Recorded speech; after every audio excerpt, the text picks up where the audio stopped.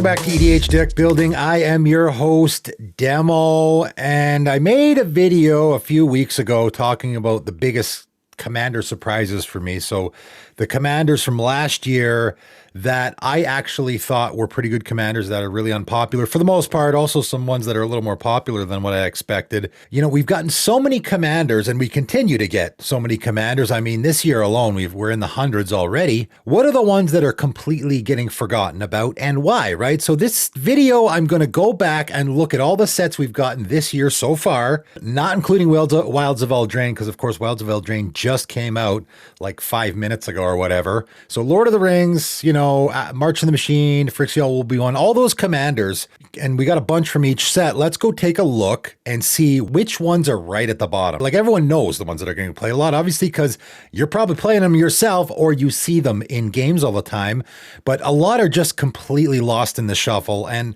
I would like to go look at them and maybe we can figure out a good way to build them. Or maybe we can just figure out why they're so super unpopular. So I got the 10 essentially least popular here. I went through all the sets that we've gotten this year and took out the ones that are right at the bottom. And, you know, I'm going to start actually, though, with Phyrexial All Will Be One Commander, which is a really popular, I mean, I don't know if you can call it, I guess it is a set. It's the commander version of Phyrexial Will Be One. The bottom commander there, though, is Othari Sun's Glory, which I thought was like, I think I had this guy at number one from the whole set, the commander version and the non-commander version. I thought he was a great commander. Built this one on my channel. I thought there was just so many interesting ways you can go with this. It still has 1,500 decks. That's a lot. That's kind of the point I'm making. I mean, I'm talking about it because it is the least popular commander from that set. So I'm talking about the least popular commanders from the sets that we've gotten this year. So I guess I'm talking about this for two reasons. One, because, well, three reasons. One, because I'm talking about the least popular commanders from each set, but also because I actually think it's a really good commander. And I can't believe it's at the bottom as far as, you know, I mean, there's only a few commanders here. There's 6 from this set. Still, I think it's great. And also, though, because the bottom has 1,500, wow, that means the rest are really popular, and of course they are. Really great commander. I suggest going and checking out the deck I did. There's so many different directions you can go with this. This is a little bit of a diamond in the rough, though. The rest that I'm talking about here are really unpopular. So let's go on to March of the Machine, which has the next most popular one. I'm going in order of popularity here. Moira and Tashar. 3 white and a black, Phyrexian Spirit Bird, 4/5 with flying. Whenever you cast a historic spell, return target non-land permanent card from your graveyard to the battlefield. It gains haste. Exile it at the beginning of the next end step. If it would leave the battlefield, exile it instead of putting it anywhere else. So this currently has 192 decks on EDH Rec. It's the least popular commander from March of the Machine Aftermath. I'm not super surprised. I actually built this, so I'll just throw that out there. I just did my video where I've just thrown out all these deck ideas or actual decks. This was one of them. I made a Saga version of this because I thought that fit nicely with the historic and going to the graveyard and then you can get it back. It's, you know, I think it's a decent commander. It certainly is. It's not super unique. It's a little surprising this is the least popular one from the set, I would say, because there is quite a bit you can do here. It's at the bottom, right? I mean, I shouldn't talk about the amount of decks because these are all very fresh new commanders, but it is at the bottom compared to the rest of the commanders from the set, which is a little surprising. If you are interested in this one, I do have that deck you can check out. Coming in at number 8 is Geth, Thane of Contracts. 1 black, Phyrexian Zombie, 3/4. Other creatures you control get -1/-1. That's not great, but you can pay 1 black, tap, return target creature card from your graveyard to the battlefield. It gains if this creature would leave the battlefield, exile it instead of putting it anywhere else. Activate only as a sorcery. So your commander is a repeatable recursion effect, which, I mean, we have seen this before. This is definitely a different way of doing it. I mean, there's the -1/-1, which is a little tough. I will say, though, that can be helpful if you're looking for dice triggers and you actually want your creatures to die. You return the creature from your graveyard to the battlefield. You know, there's not really a lot of stipulation here. Just pay 3 mana and tap your commander. And of course, if you have untappers, that's pretty easy to, you know, here's another commander where Auric Loremage is an absolute slam dunk because not only are you putting stuff in your graveyard, but the untapping theme works as well. Of course, if this creature would leave the battlefield, you exile it instead. But you can get around that too, right? I did an Issereth deck a while back. I think I did that on another one of those videos where I just unload a bunch of decks. And as I talked about in that video, you have the same sort of drawback there with Isareth, and that's another really unpopular commander that a lot of people don't like the exile part because they can't get into any shenanigans, but you can just exile your own thing. So, for example, a Conjurer's Closet. If you blink your creature that you recurred with Conjurer's Closet, it is being exiled. So as long as you're actually fulfilling the exile part, then it comes back. And then, of course, it's a brand new card. There is no stipulation there. So now you've resurrected it permanently. I guess it's a little boring. This is the second least popular commander from Phyrexia All Will Be One. So not very popular, like 63 decks. I mean, obviously, just to give you an idea, okay, 63 decks, that's obviously next to nothing. Very new set. However, Urtet, Remnant of Memnarch, which came out in Phyrexia All Will Be One, has already 6,800 decks. That's a big difference, right? So, I mean, the -1/-1, I like that. I really like when cards have downsides on them. They just don't do that anymore. They make cards so easy to work with and so obvious that you don't have to figure out how to make them good. Here, I kind of like the downside where I have to work around it a little bit, which is fine. I mean, your commander only costs 3. And the ability only costs 3. This is one of those commanders, and I think I've said this a couple times in videos recently, where you see these commanders that if this had come out 5 years ago, everybody would have been playing it. I think this would have been a commander like that.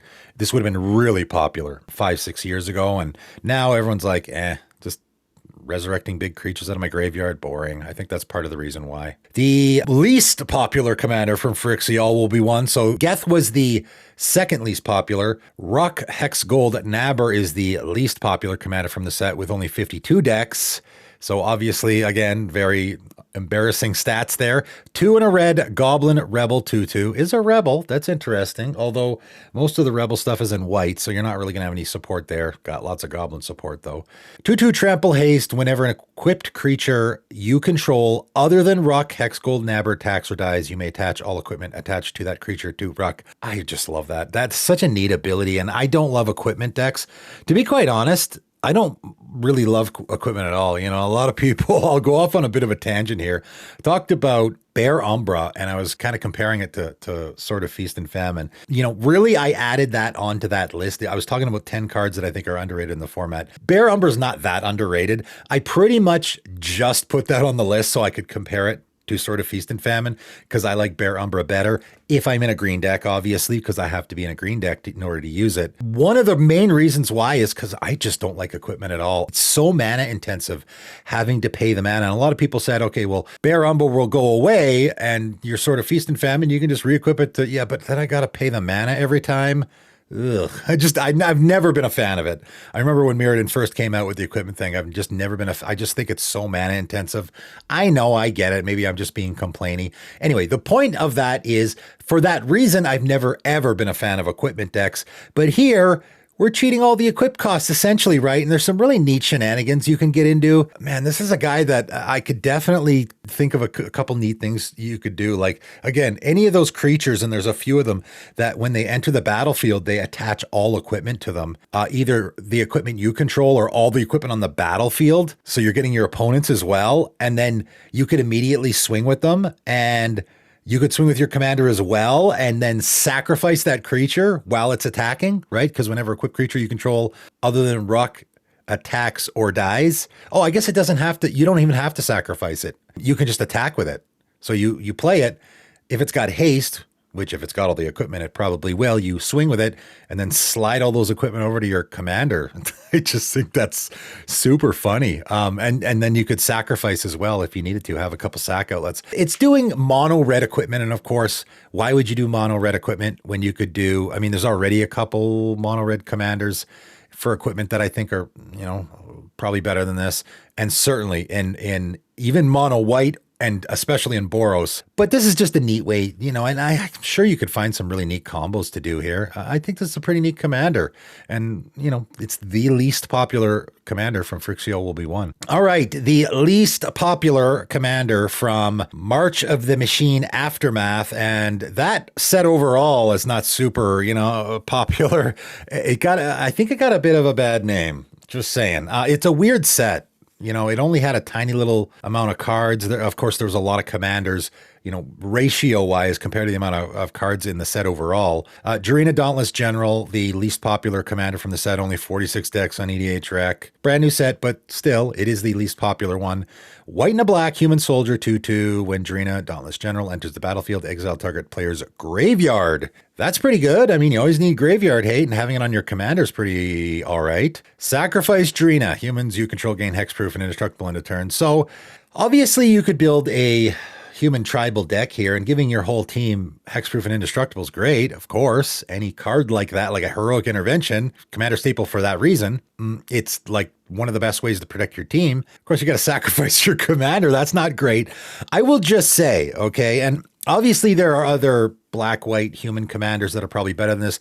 When I talked about this card, I said this is a 99 card in a lot of decks. I would say, of course, any human tribal deck, but also even if your commander's a human, I think it's worth it because she enters the battlefield, graveyard hate again, and then at any time it's a blacksmith skill for your commander. That's pretty good. Also, if you're in an aristocrats team, sacrificing your commander. I will just say to give some love to this commander, and I almost went after this one for this reason, but because I already have a deck that's doing this, I didn't want another one. I don't have a black-white deck, but I didn't want a black-white version of a deck I already have. My Shanna deck, which I just sort of revisited, is a essentially white-green aristocrats theme, but the low mana value theme that white does really well, right? White has a lot of those Savine's Reclamation or Return to the Ranks, one of my favorite cards, where I get those low mana value creatures or permanents out of the graveyard. You could do the exact same thing here. And, with that deck, I'm sacrificing my commander a lot to other effects. But here, yeah, you have to sacrifice your commander, but it's really easy to get a 2-mana 2/2 creature out of the graveyard repeatedly. I mean, Black's got ways to do it too. So, just throwing out some ideas there. If you're thinking about maybe, it's an interesting commander. Any commander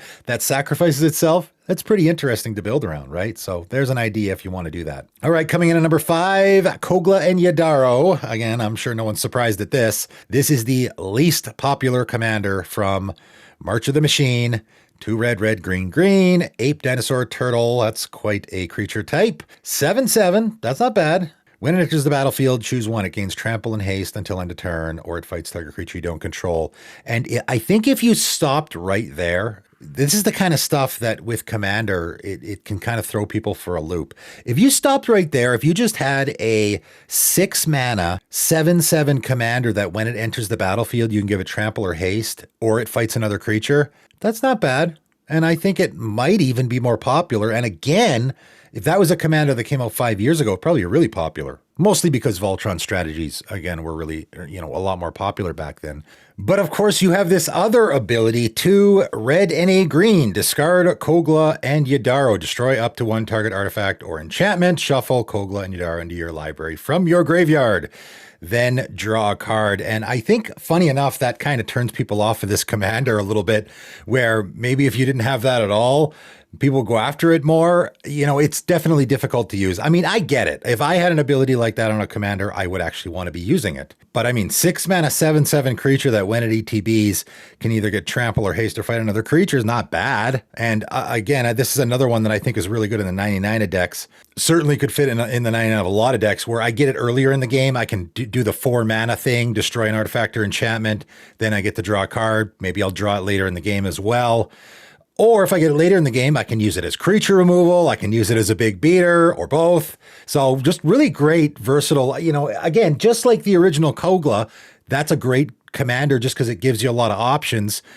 Removal wise, it gives you a lot of options. And, I guess like the original Yadaro, it has that cycling ability that doesn't work from the command zone. And of course, this doesn't work from the command zone. You have to get it into your hand first. And of course, I have it in a name as one deck, which that is built around the strategy of I get it into my hand. Originally, I just used Command Beacon. And of course, green is really great at searching for lands. So you could do the same here. I'm going to give a little bit of a reason to go after this commander. It's not that hard to get it into your hand, I don't think. And, you got Campfire also, of course, the colorless option, and then you got Road of Return. All cards that I think are fantastic that don't get played enough that you could use here. Furthermore, and I know people will say, okay, you go through the trouble of getting it into your hand, you pay the 4, you discard it, destroy an artifact or enchantment, you get to draw a card, but then you have to shuffle it into your library, right? And of course, you don't want to send it back to the command zone unless, again, maybe I'm reaching here, but I get a Raminab Excavator or, Crucible of Worlds or something. I can just play my command beacon from my graveyard every single turn and do this every single turn. Still, though, it's not super great. I'll just say, though, you can get into some really neat shenanigans here where you want your commander to be shuffled into your library so that you can then use a birthing pod effect. Again, you could repeatedly do that. So I could shuffle my commander in, then birthing pod, get it back. And of course, birthing pod you can use with any creature in your deck, right? So I'm talking about cards that are already good cards in the commander format that you could be doing this. And this would be a situation where I'm not entirely building around my commander, but I can handle any situation, whether it be I want to cast it or I want to use that discard ability or whatever, right? So I think it's a pretty neat commander. I totally understand why it's towards the bottom, though, or I guess at the bottom as far as March of the Machine goes. All right, next up, we have Lord of the Rings, which is going to be the final 4 commanders I'm talking about here because, as you would expect, it's one of the newer sets, but also it is a set with over 100 commanders. I don't know, a lot of commanders. I'm going to do the bottom 2 from the Lord of the Rings main set and the bottom 2 from Lord of the Rings Commander. The bottom 2 for Lord of the Rings Commander, the Balrog of Moria, 4 black, and a red Avatar Demon, 8/8 Trample Haste.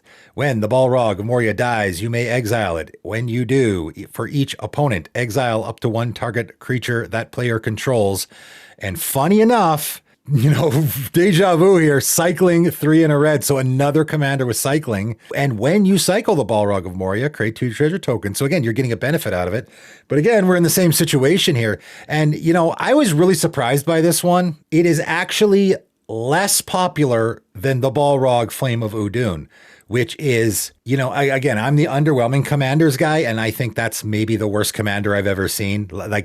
It's a horrible downside. I would almost rather play a vanilla commander because then I don't have to worry about my commander getting tucked all the time. Obviously, it's barely more. It's got 12 decks as opposed to, this one, which has 10 decks. Maybe people are only going after it because it's an interesting, they like the challenge. This one, same thing, though. And for me, I'll give you the upsides here. And this is one that maybe I'm even giving consideration. I don't have a Rakdos deck right now. 7 mana, 8/8. Again, this is exactly the same as the Kogla and Yudaro thing. 7 mana, 8/8, Trample Haste creature that when it dies, you can exile it, which of course you're going to put it back in the command zone anyway, so that doesn't matter. I guess you can't use recursion here, but that's no biggie. When you do, each opponent exile up to 1 target creature that player controls. So again, this is what I want to see off of a Balrog card rather than the other one. So if we ignore everything else, I have a 7 mana creature, that's kind of a lot, but what am I getting for it? Just like I said with the choosing your commander video, what am I getting for my 7 mana? I'm getting an 8/8 trample creature that I can attack with as soon as it hits the battlefield. And if my opponents kill it, I get to exile one of their creatures. I guess for each opponent, exile up to 1. Yeah, I get to choose. I exile a creature from each of my opponents. That's pretty great. I can't use recursion, but again, command beacon and, again, black, what does black have? That it has that black artifact that the name is escaping me now that I actually briefly had in my Name is One deck. Funny enough, as soon as I saw it, I'm like, well, that's going in there, but I actually don't even need it anymore. So I took it out because I do have enough options. Again, fits into the whole scenario of I have an expensive commander that I don't want to pay the commander tax on.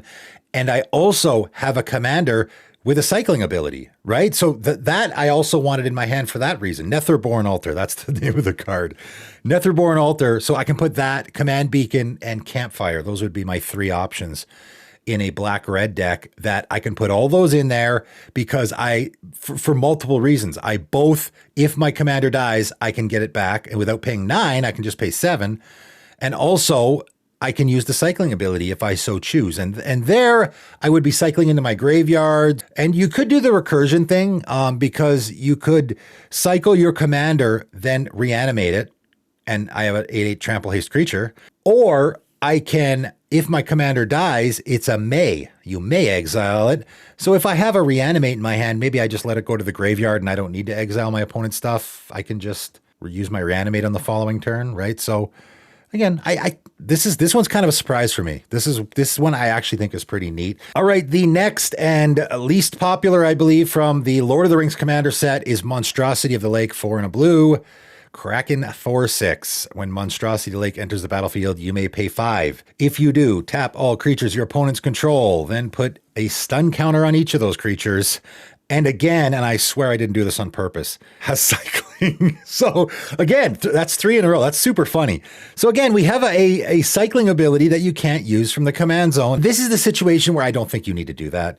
The fact that your commander has island cycling, I think you can just completely ignore that, because of course, why would you want to go through the trouble of getting your commander into your hand just so you can discard it to get an island, and then you have like 0 recursion options in mono blue. So yeah, you don't want to do that. Ignore that. The other ability is actually really good. And again, this is another commander that of course is great in the 99. I actually put it, man, I think I've put this in a couple of decks actually for a number of reasons. One, the island cycling, obviously. In any mono blue deck, you could probably throw this in any mono blue deck. Early in the game, I island cycle it to get an island. And later in the game, if I draw it, hey, if I actually have 10 mana and I draw this, it gets pretty darn good, because of course I have to pay the 5 when I cast this. Little spoiler alert here, I actually recently made a Val deck, or I'm working on one that is red blue, and I put this in there because of course, again, Val's ability, more uses for that card can be used for this as well. If I only have 5 mana, I can pay or whatever mana. It saves me the mana, because when it enters the battlefield, you may pay 5. And of course, Val's colorless mana that it's giving me can be used for this ability as well. Otherwise, you would have to pay the 5 right away, so you need 10 mana. But of course, it also works great in a blinking theme, and that's how I would build this deck. And I think it's pretty good that way. I can just have a Conjurer's Closet or a Facet Deep Dwelling. I don't need to pay the 5 immediately, right? I can get this out on turn 5, then maybe wait until the next turn. And once you start doing it, of course, you can do it forever. And your opponents will go, okay, he's got a Conjurer's Closet and a Monstrosity of the Lake. Guess we better just get that Conjurer's Closet or their commander off the battlefield, right? Hold on a second. I'm putting stun counters on it. So now once I get the stun counters on there, I don't need to do that anymore. Now I can just start proliferating. So any proliferate effect now will proliferate the stun counters, and I can keep my opponent's creatures tapped down permanently. Now, maybe that doesn't sound super fun. It's a little stacksy, I guess. That's using the term very loosely to call this stacks. It's very pillow forty. I don't have to worry about getting attacked. What it also does really well is get in for damage. Your opponents aren't going to have blockers, of course, right? So unless they're playing Masako the Humorless, right? They're not going to have blockers. So it's really easy to get in for damage. So you could do, all those coastal piracy type of effects in blue to be drawing tons of cards. I think it's great in the 99, obviously. There is a lot of commanders on this list, funny enough, that are really great in the 99. But again, this is another one that I think people are maybe avoiding because the island cycling is, I can't do that from the command zone, so why would I bother? All the other stuff's pretty good too, right? All right, getting to some really unpopular ones here. And the last two are both from the main set, I believe, the main Lord of the Rings set. Glorfindel Dauntless Rescuer would be the second least popular.